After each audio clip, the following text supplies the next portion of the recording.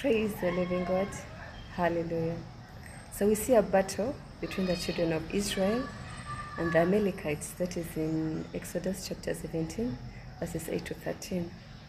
So Moses tells Joshua to go and lead the battle down in the valley, and they are fighting physically with sword and spear.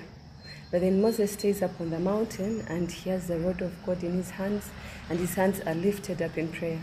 But the Bible tells us that every time Moses' hands would be up in prayer, then the Israelites would win and the Amalekites would lose. But every time Moses would get tired, of course, because he's human, and then let down his hands, then the Amalekites would win.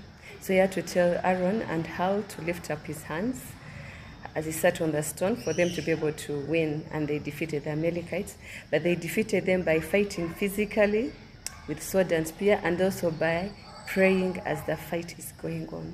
So in this world, it simply teaches us, in the world that we are living in, while we run around doing our businesses and our work and everything, we need to be lifting up our hands to God and to be praying for everything. Why?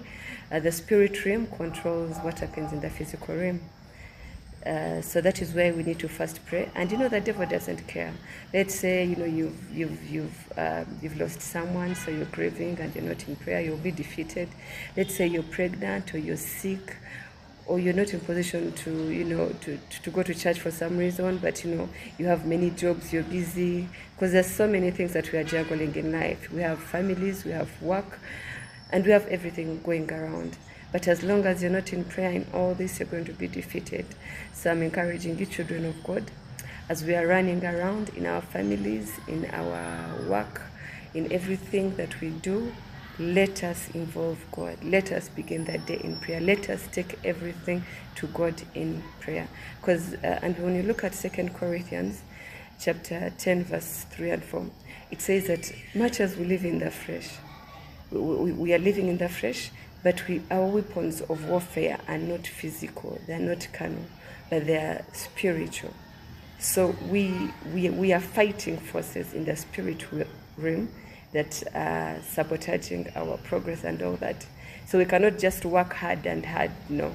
We need to also pray and pray for everything that we are doing, and we'll see God's hand in everything. Be blessed, stay on your knees. The battle is won in the spirit before it manifests in the spirit, in the physical world. Be blessed, child of God. Hallelujah.